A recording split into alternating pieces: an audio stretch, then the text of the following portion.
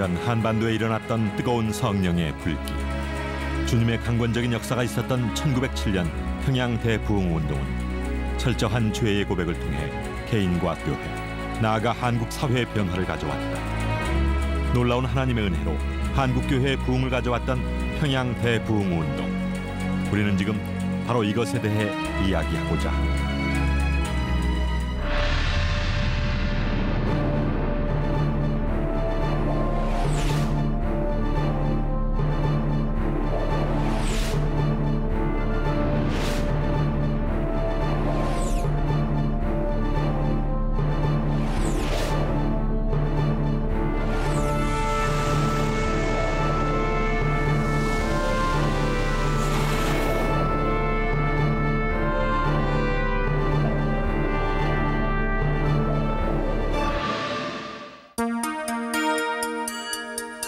한국에 복음의 씨앗을 심어준 선교사들의 후예가 살고 있는 땅 미국.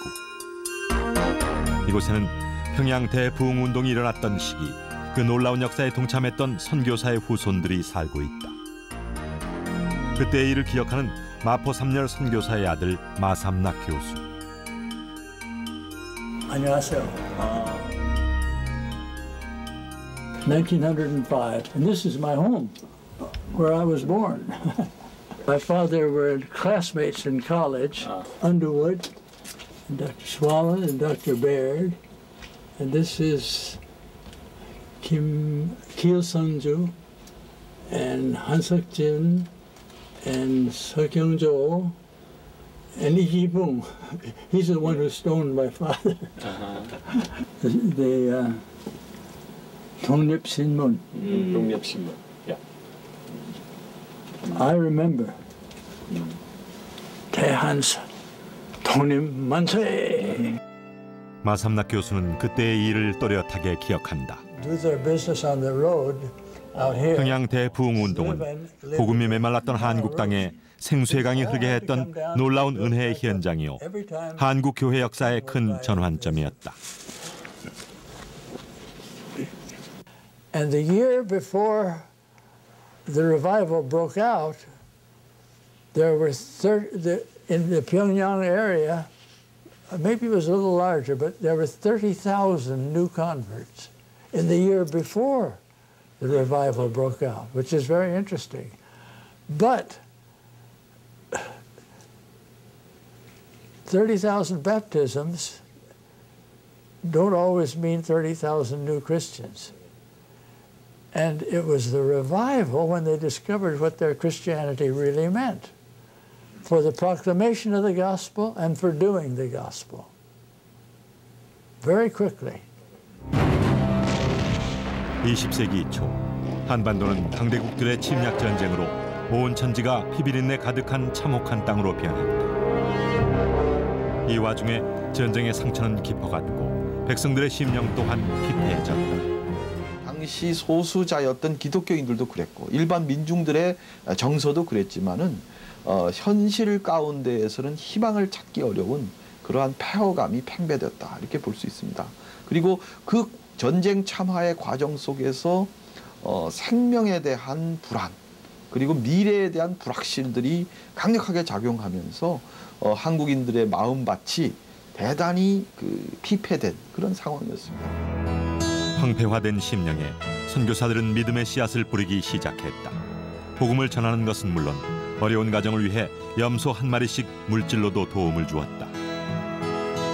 선교사들은 성도들이 성경을 읽을 수 있도록 영어 성경을 한글로 번역했다. 이로써 누구나 성경을 읽을 수 있게 됐고 언더우드가 손수 만든 한영 문법책은 선교사와 한국인들 간의 의사소통을 도왔다. 또한 미래의 교육을 위해 학교를, 치료가 필요한 이들을 위한 병원도 세웠다. 한반도의 복음을 위해 파송된 선교사들. 이들 중 대부분은 미국의 무디 부흥운동에 영향을 받은 인물들이었다. 19세기 미국 부흥운동의 주역이었던 위대한 전도자 드와이트 무디. 무디는 찬양 전도사 생키와 함께 말씀과 찬양을 통한 순회 집회로 많은 영혼들을 주께로 인도했다. 무디 부흥운동의 영향을 받은 수많은 젊은이들이 세계 선교를 꿈꾸기 시작했고 그 영향 아래 많은 외국 선교회가 조직됐다. 한국에 입국한 선교사들 역시 이때 세계 선교를 열심한 신학생들이 대다수였다. 1886년에서 1888년 약 2년 사이에 미국의 많은 그 기독교 대학교, 그다음에 신학교 학생들이 해외 선교를 위하여 직접 본인이 가거나 또는 보내는 선교사로서 그렇게 자원한 학생 수가 약 2,000명에 달했다는 기록을 갖고 있어요. 미국에서 일어난 무디 부흥운동을 비롯해 영국의 웨일즈, 인도카시아 부흥운동, 아주사 부흥운동 등 하나님의 은혜를 온몸으로 체험하는 일들이 세계 곳곳에서 이미 일어나고 있었다. 전 세계에 걸쳐 나타난 영적 부흥운동은 성령의 감동으로 뭇 영혼들을 흔들어 깨우는 신앙의 촉매제 역할을 했다. 모두가 나의 죄를 고백하며 하나님께로 돌아오는 은혜의 역사가 일어났던 것이다. 무디의 친구던 프란손 목사, 그 다음에 뉴욕에서 목회하던 잔스톤 목사, 영국의 선교운동가 멘틀, 일본에서 선교사로 일하던 복스톤, 이런 사람들이 한국에 많이 다녀갔습니다. 바로 이런 세계적인 부흥운동의 영향으로 전 세계적인 부흥의 기운이 일고 있을 무렵 한반도도 예외는 아니었다. 말씀에 대한 열정이 뜨겁게 타올라 성경 공부를 하는 사람들은 날이 갈수록 늘어났고 교회마다 신학반을 따로 운영해야 할 정도로 놀라운 성장을 보였다. 따라서 성경 공부 모임도 사경회도 자연스럽게 그 횟수가 증가했다. 사경회에 대한 소문이 입에서 입으로 전해지면서 말씀의 잔치에 참여하기 위해 몇백 킬로미터를 걸어서 교회를 찾아오는 것도 마다하지 않는 성도들도 생겼다. 집회마다 특별한 은혜를 체험했던 이들이 변화되면서 예수를 믿기로 결단하는 성도들의 수가 날마다 늘어났고 말씀에 대한 열정도 뜨거워졌지만 서양 선교사들의 백인 우월주의와 그 당시 성도들의 열등의식은 서로의 마음속에 깊은 갈등으로 자리 잡고 있었다.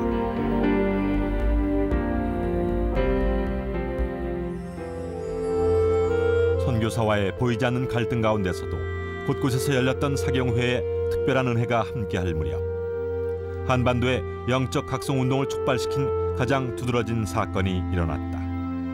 그 시작은 남감리교회 파이트와 캐나다 장로교 맥컬리라는 여선교사가 원산에서 시작한 작은 기도회부터였다. 처음엔 선교사 두 사람만의 기도 모임이었으나 나중에는 원산 지역에 있는 모든 선교사들이 함께하는 기도회로 발전했다. 이들 중 가장 강력한 성령의 역사를 체험한 사람은 바로 이 기도회 강사로 청빈된 선교사 하디였다. 캐나다 홀디맨드 출신의 의료 선교사였던 하디. 토론토 대학 의과대학을 졸업한 그가 그 당시 잘 알려지지도 않았던 나라 조선 선교에 관심을 갖게 된 건 1888년 토론토 YMCA 대표로 한국에 파송된 선교사 제임스 게일 때문이었다.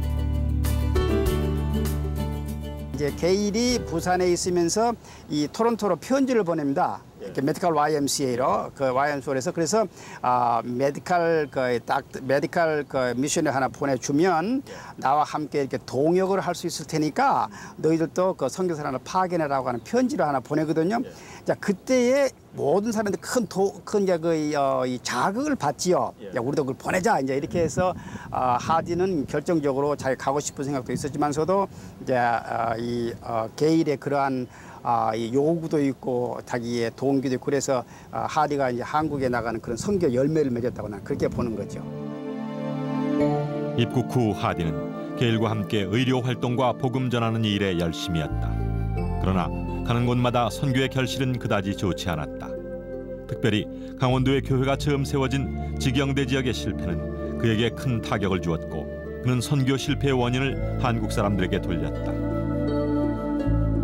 그러던 어느 날 선교사들의 기도 모임에 참여한 하디에게 자신의 죄를 낱낱이 고백하는 놀라운 역사가 일어났다.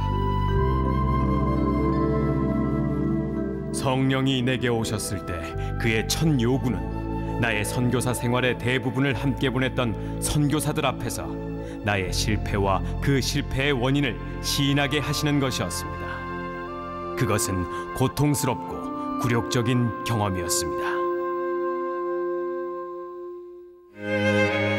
하디 한 사람의 변화로 함께했던 다른 선교사들도 자신의 죄에 대한 자복이 이루어졌다. 어바력 선교사는 거리로 뛰어나가 뛸 듯이 기뻐했으며 선교사들은 물론 성도들까지 자신의 죄에 대한 고백이 낱낱이 이루어졌다. 이제는 결코 상상할 수 없었던 일들이 나타나기 시작했다. 원산 감리교회에서 하디는 성도들 앞에서 울면서 고백하기 시작했다. 저는 조선 사람들은 나와 다른 인종이라 어쩔 수 없다는 편견에 사로잡혔습니다. 저는 성령 충만하지 못했습니다. 하디의 고백에 한국 성도들 역시 자신들도 선교사님을 미워했다며 용서를 구했다. 지도자로서 그의 진정한 회개와 고백이 성도들을 깊은 영적 잠에서 깨운 것이다. 죄가 무엇인지 깨닫지 못했던 한국 성도들이 이때야 비로소 하나님 앞에서의 참 부흥을 깨닫게 되었다.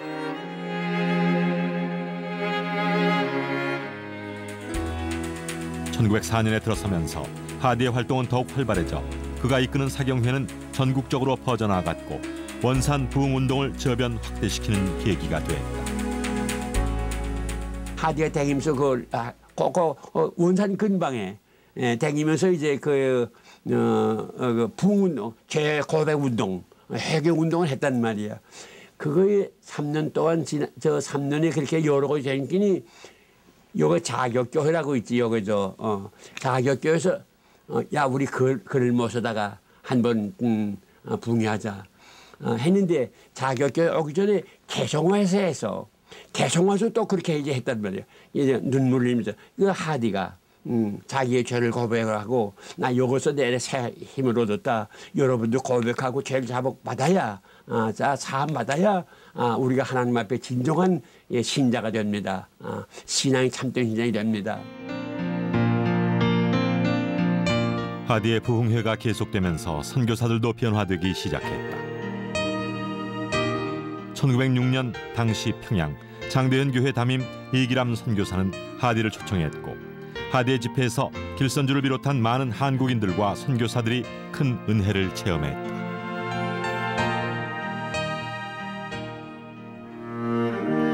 (1894년에) 순교한 제임스 홀 선교사의 아내 제타 셔우드 홀과 아들 셔우드 홀도 그중 한 명이었다.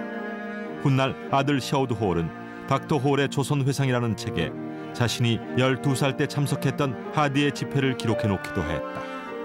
서양에 가서 사업가가 되는 것이 꿈이었으나 하디의 설교를 들은 이후에 나는 아버지와 어머니처럼 선교사가 되어 내 생애를 조선에 바치기로 결심하였습니다. 셔우드 홀은 한국 최초의 결핵요양원을 설립하고 시를 발행하여 결핵 퇴치에도 앞장섰다.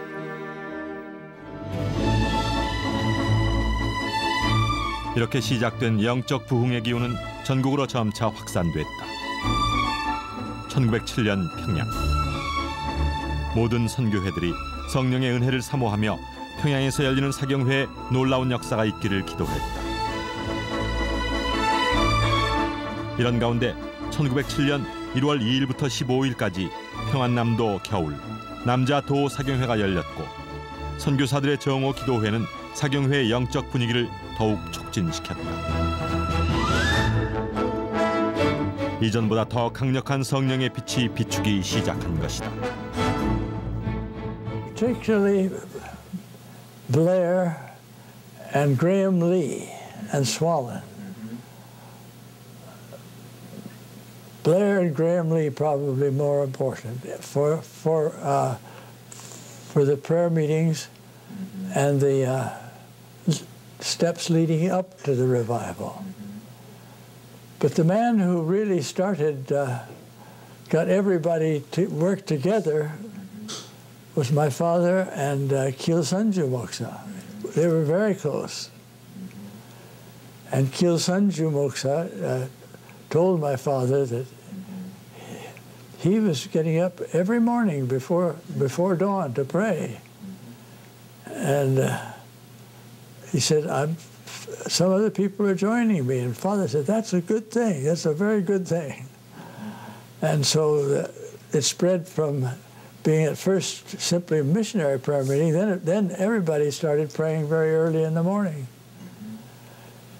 And out of that, they say, they think came the work of the Spirit that finally broke out as at Pentecost in the Great Revival, 1907. 위대한 부흥운동이 시작된 평양 장대현 교회. 장대현 교회는 한국 최초의 선교사 토마스의 순교로 세워졌다. 자신을 죽이려고 칼을 뽑아든 병졸 박춘권에게 성경을 전해준 것이 복음의 씨앗이 되어 널다리 교회가 세워졌는데 이것이 바로 장대현 교회의 전신이었다. 평양 부흥운동의 발단은 바로 이곳 1907년 1월 2일부터 장대현 교회에서 열린 남자 사경회부터였다. 연일 열리는 사경회 참석자 중에는 300리를 달려온 사람도 있었고 어떤 이들은 영하 수십 도를 오르내리는 혹한과 싸우며 거친 산을 넘어온 이들도 있었다. 사경회가 진행되는 동안 자신들이 먹을 쌀을 등에 메고 올 정도로 모든 이들의 마음은 하나님 말씀에 대한 열정과 은혜에 대한 기대로 충만했다. 그중 가장 처음 큰 은혜를 체험했던 길선주 장로. 이제 일어나서 자기의 과거의 죄를 회개하기 시작합니다. 그러니까 장로였었고 또 신학생이었었지만은 철저하게 하나님 앞에 회개하는 과정을 겪지 못했어요.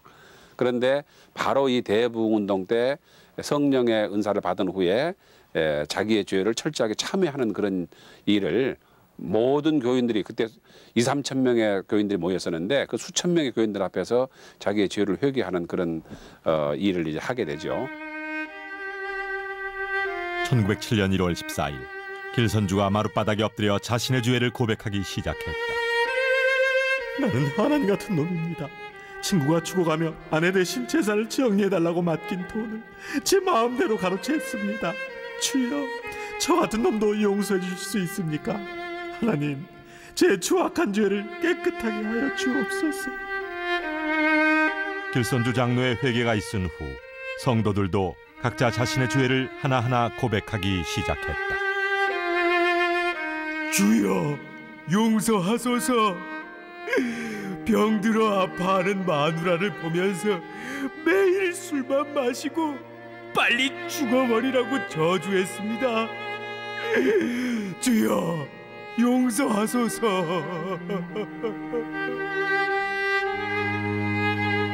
하나님, 저는 제 욕심 때문에 첩을 둘이나 두고 아이들과 마누라 생각은 전혀 하지도 않았습니다. 하나님이 싫어하시는 일을 일삼았습니다. 용서해 주소서.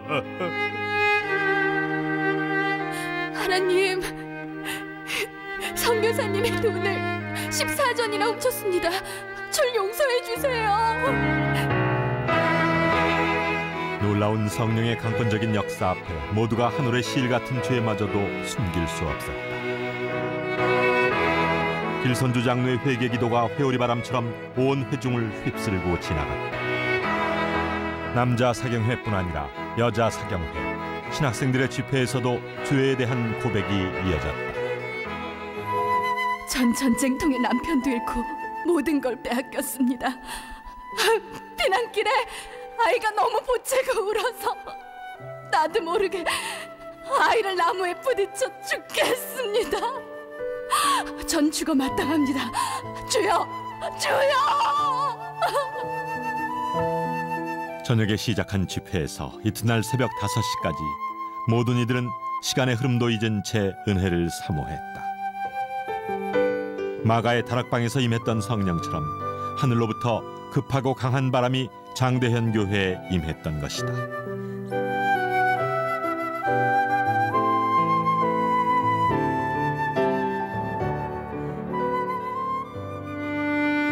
선교사들은 피차 죄를 고백했고 증오가 있었던 이들은 서로에 대한 미움이 청산되기를 바랬다.